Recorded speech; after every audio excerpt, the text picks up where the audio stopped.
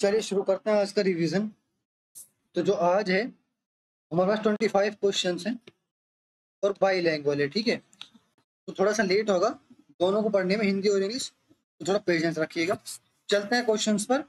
तो पहला क्वेश्चन हमारे सामने, a piece of wire 132 centimetre long is bent successively in the shape of an equilateral triangle, a square and a circle, then the area will be the largest in shape of. देखो ये कह रहा है कि एक wire है, ठीक है, 132 सेंटीमीटर लॉन्ग। तो ये कह रहा है कि अगर अगर इस वायर से हम एक सर्किल बनाएं, एक स्क्वायर बनाएं, एक ट्राइंगल बनाएं, तो किसका एरिया सबसे ज्यादा होगा? तो देखो, जब वायर बैंड होती है ना तो एरिया कम होता है, ठीक है, ये ध्यान रखना। जब वायर बैंड होती है सर्किल का एरिया सबसे बड़ा होता है। क्यों? क्योंकि ये जो वायर एक गोल बन गई, कहीं से भी ना मुड़ी ना कुछ हुआ, वो बिल्कुल जितना ज्यादा हम फैला सकते थे इसको हमने फैला लिया। लेकिन जब बैंड होती है वायर तो उसके कुछ एरिया घट जाता है। आपसे एरिया निकाल लो, 132 लॉन्ग, इसका निकाल लो, रेडियस निकल जाएगी और पाई स्क्वायर निकल जाएगा, ठीक है। इसके निकल जाएगा ए स्क्वायर और इसका निकल जाएगा इक्वल ट्राइंगल, तो √3/4 साइड स्क्वायर। वैल्यू आएगी सबसे ज्यादा सर्किल की, ये बात ध्यान रखना, ठीक है। Next question, A is 1.5 times efficient as B, therefore takes 8 days less than B to complete a work. If A and B work on alternative days and A works on first day, then in how many days the work will be completed? A B से 1.5 गुना कुशल है, इसलिए काम को पूरा करने में B से 8 दिन काम समय लेता है। यदि A और B एक एक दिन काम करते हैं और A पहले दिन काम करता है तो काम कितने दिनों में पूरा हो जाएगा? तो देखो, हमें जो ये पहली लाइन है ना, जो पहला सेंटेंस है यहाँ तक, इससे हमें दोनों की एफिशिएंसी या फिर वर्क डेज निकाल लेंगे, ठीक है। कैसे निकालेंगे? ये देखो, जो ए है ना वो 1.5 टाइम एफिशिएंट है बी के, ठीक है। तो जो बी है ना वो 8 डेज कम लेता है, ठीक है, बी से। मतलब जो ए है 8 दिन पहले ही काम कर लेगा जल्दी। तो इससे हमें क्या इक्वेशन क्या मिली हमें इससे?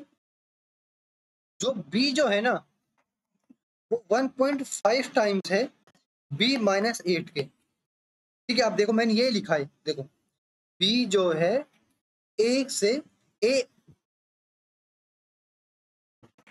तो ये बन गया ए, ये बन गया ए, और 1.5 से इंटू करेंगे तो वो बन जाएगा बी। मैंने यही तो लिखा है।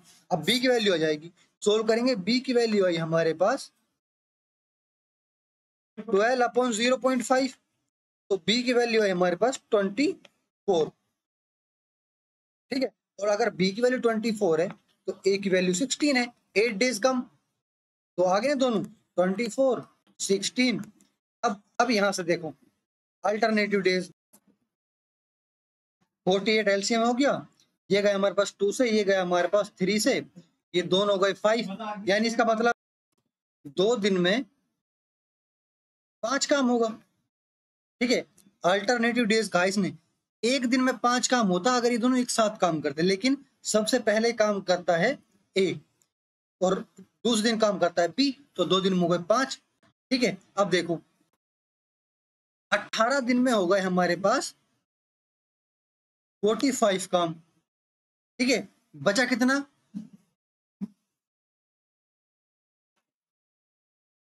3।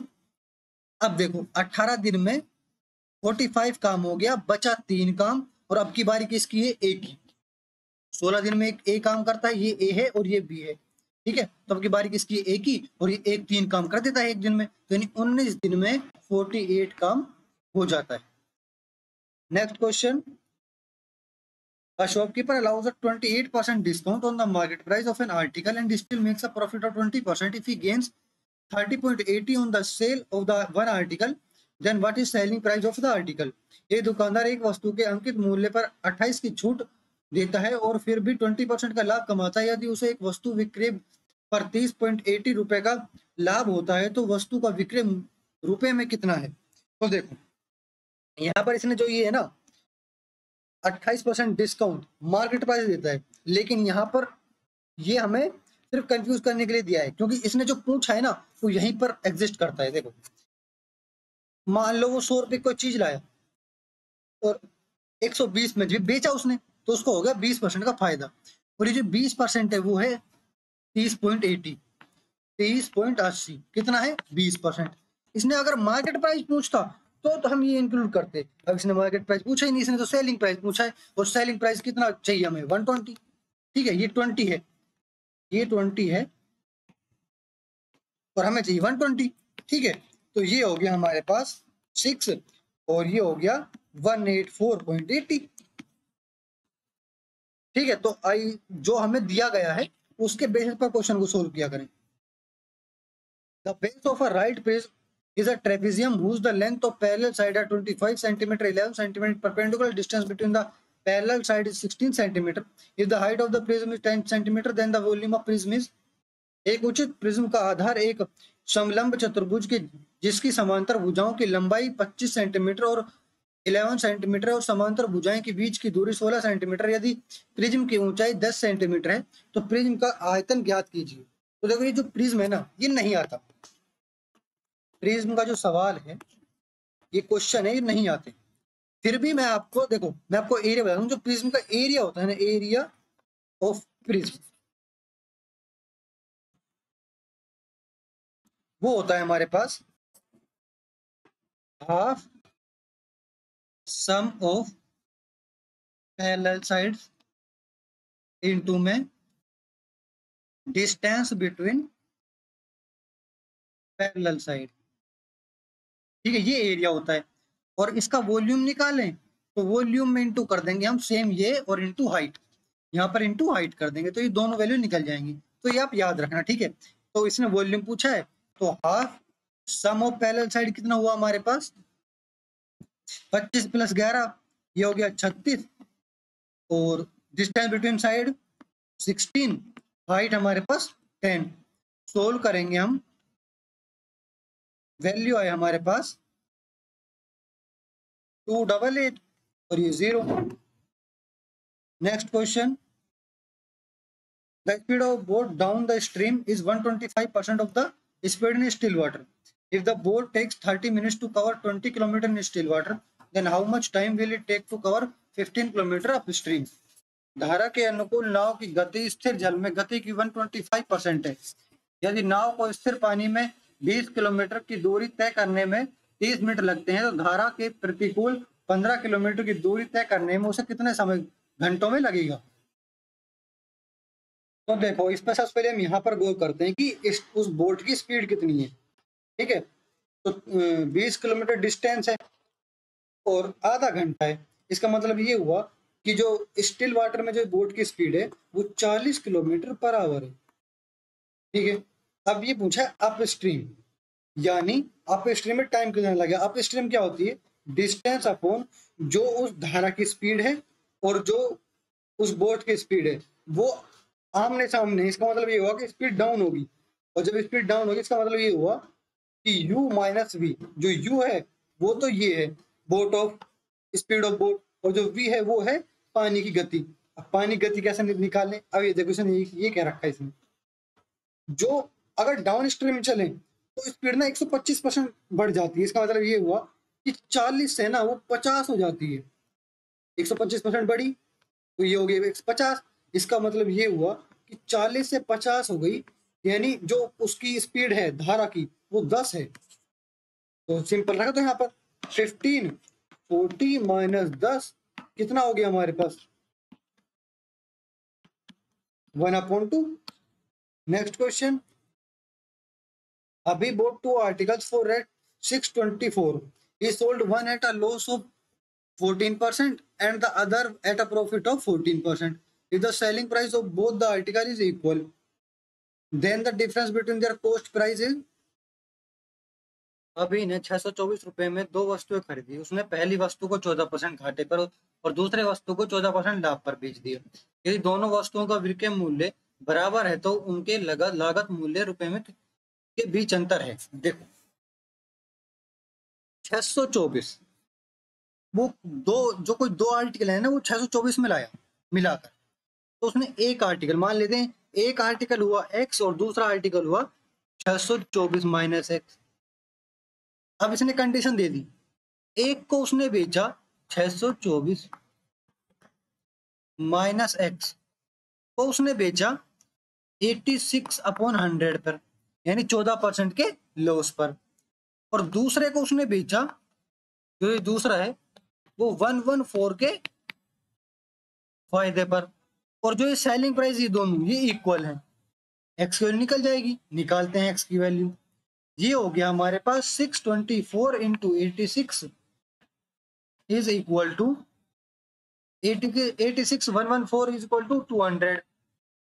एक्स एक्स की वैल्यू क्या है हमारे पास, इन दोनों को इंटू करेंगे तो इंटू हुआ हमारे पास 46635 और डिवाइड करेंगे 200 से, तो वैल्यू आई हमारे पास 0.268.32। अब ये तो आ गई वैल्यू किसकी, एक्स की। अब इसने पूछा है इन दोनों का डिफरेंस, तो मैं इसकी वैल्यू निकालनी पड़ेगी, तो 624 में माइनस करेंगे 268.32, तो वैल्यू आई हमारे पास 355.68। बस अब इन दोनों का डिफरेंस बताना है, दोनों का डिफरेंस हमारे पास 87.36। Next question, the area of a regular hexagon is equal to the area of the square. What is the ratio of the perimeter of the regular hexagon to the perimeter of the square? एक नियत षटभुज का क्षेत्रफल वर्ग के क्षेत्रफल के समान है, षटभुज के परिणाम और वर्ग के परिणाम का अनुपात क्या है। तो देखो यहाँ पर क्या होगा कि हमें सबसे पहले पैरामीटर निकाल, पैरामीटर क्या मान लेते हैं, साइड मान लेते हैं, तो हेक्सागन की साइड जो होती है उसको ए मान लेते हैं और स्क्वायर की जो साइड उसको बी मान लेते हैं। ठीक है, तो यहाँ पर क्या होगा कि जो पैरामीटर होगा इसकी 6 साइड 6a/4b, ये पैरामीटर होगा। हमें ए और बी की वैल्यू निकालनी है, वो कैसे निकालें, तो देखो एरिया क्या होता है।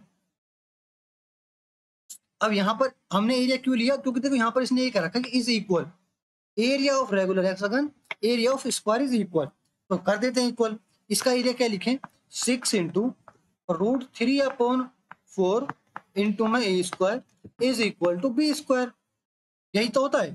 ठीक है, तो ये कट गया हमारे पास, तो वैल्यू आई हमारे पास A square upon B square is equal to 2/3√3, और ए अपॉन बी की वैल्यू क्या लिखें, ए अपॉन बी की वैल्यू ये ध्यान रखना कि यहाँ तो √2 हो जाएगी और यहाँ पर √3, रूट के अंदर √3, बस इतना ध्यान रखना। ठीक है, यहाँ पर गड़बड़ी होगी और कहीं गड़बड़ी नहीं होगी। अब देखो यहाँ पर ए की वैल्यू √2 रख दो और बी की वैल्यू ये रख दो, यानी देखो क्या होगा हमारे पास 6a/4 बी चाहिए, हमें 6a/4 भी चाहिए, तो 6 से रख दो, 6 से और 4 बी।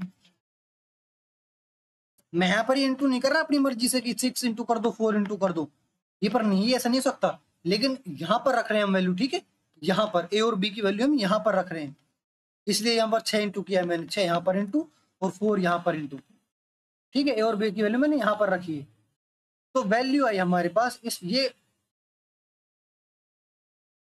तो इसको सोल्व करने के लिए हम 4 को क्या लिख सकते हैं, देखो मैं 4 को चेंज क्यों कर रहा हूँ, क्योंकि यहाँ पर ऑप्शन में हमें पहले ऑप्शन दिख रहा है कि ऑप्शन में गिवन क्या है, ऑप्शन में इसमें कुछ भी गिवन नहीं, इसका मतलब ये होगा यहाँ पर इसने सॉल्यूशन थोड़ा अटपटा किया है।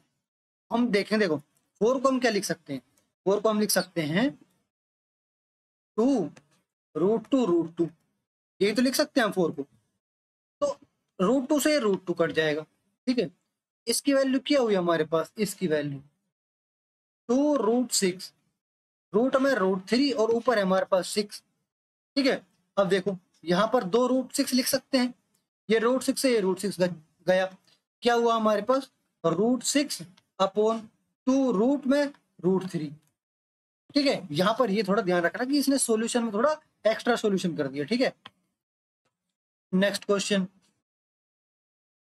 The income of A is 25% more than the that of B and the income of C is 65% less than the sum of the income of A and B. Income of C is what percent less than the income of A? A की आय B से 25% अधिक है और C की आय A और B की आय के योग से 65% कम है।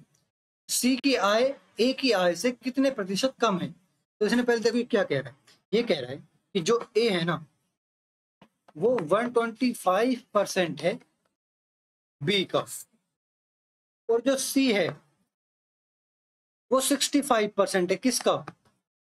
65 लेस, यानी बचा कितना? बचा हमारे पास 35।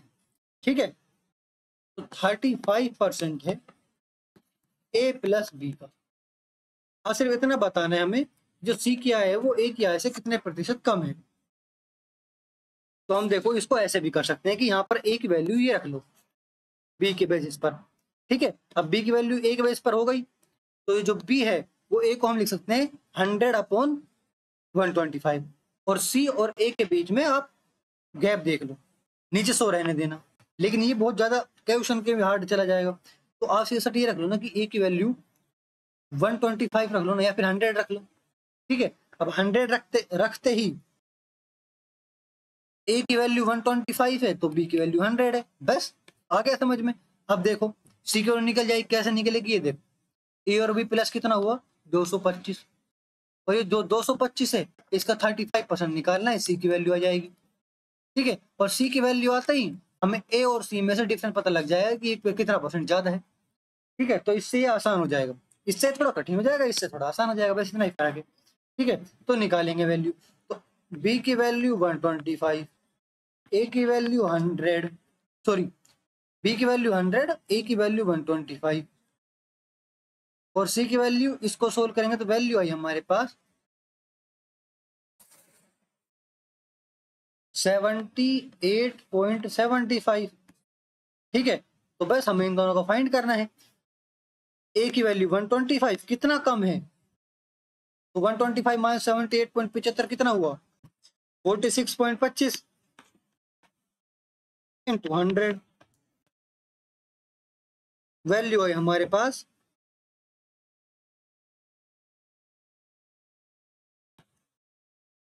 37। Next question, if the three number in the ratio 3:2:5 be such that the sum of square is equal to 1862, which number is the middle one? यही तीन संख्याएं 3:2:5 के अनुपात में इस प्रकार हैं कि उनके वर्गों का योगफल 1862 के बराबर है, तो मध्य की संख्या क्या है?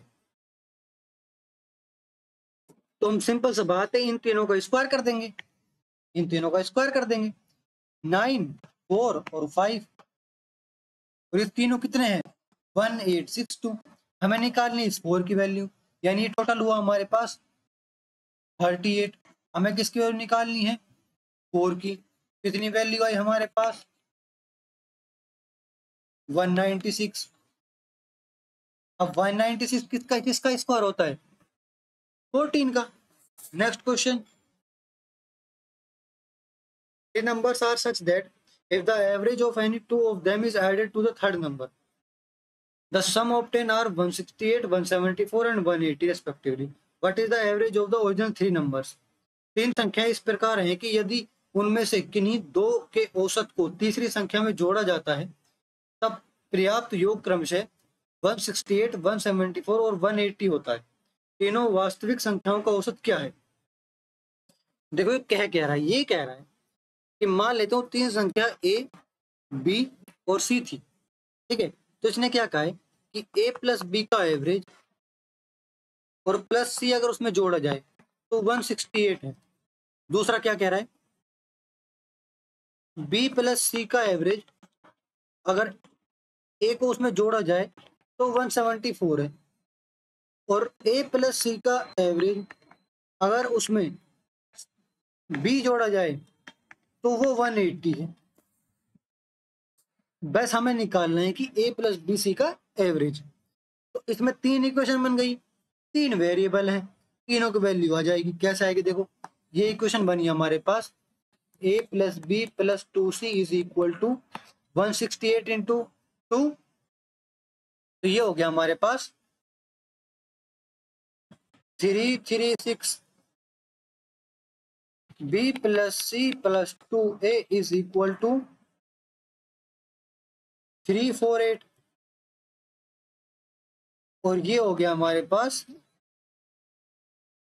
a plus c plus 2b is equal to 360। इन तीनों इक्वेशन को ऐड करेंगे, तीनों को ऐड किया, वैल्यू आई हमारे पास 4a plus b plus c is equal to 1044। a plus b plus c is equal to 261। अब इसका एवरेज निकालना है हमें, 3 से डिवाइड कर देंगे, तो वैल्यू आई हमारे पास 87। Next question, a sum of money was borrowed and paid back in 2 equal annual installment of 980 following 4% compound interest. The sum to the nearest tens borrowed was, एक राशि उधार ली गई और 980 की 2 समान वार्षिक किस्तों में वापस भुगतान की गई, जिसमें 4% चक्रवृद्धि ब्याज दिया गया है। उधार ली गई राशि कितनी थी?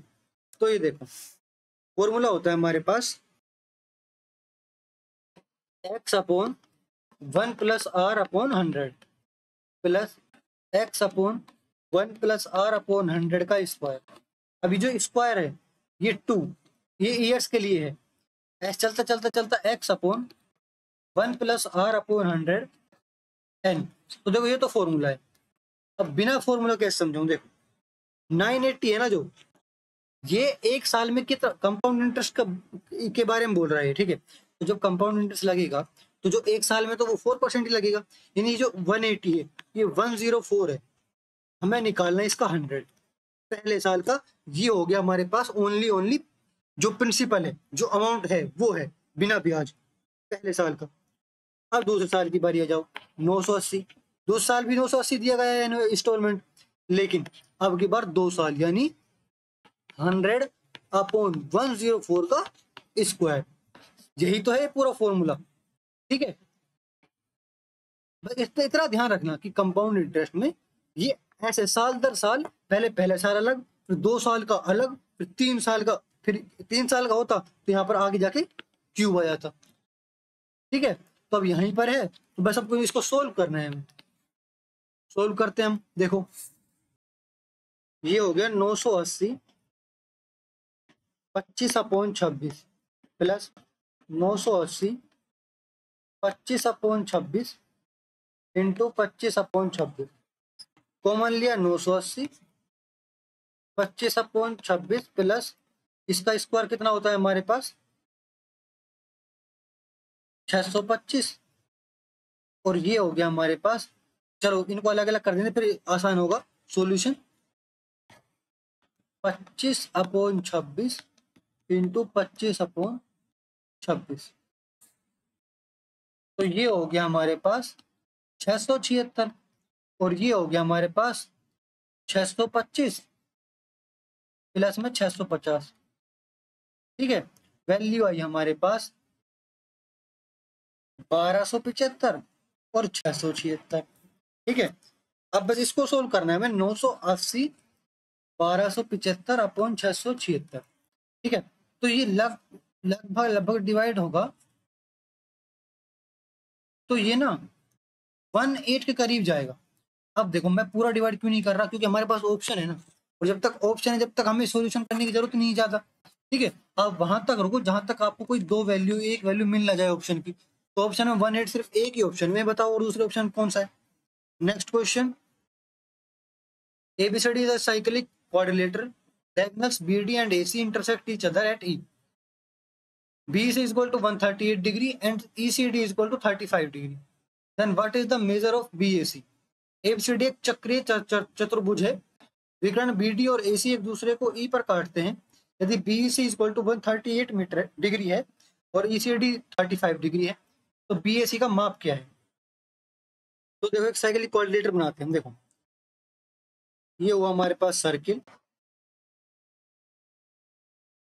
और ये हुआ हमारे पास क्वाड्रिलेटरल।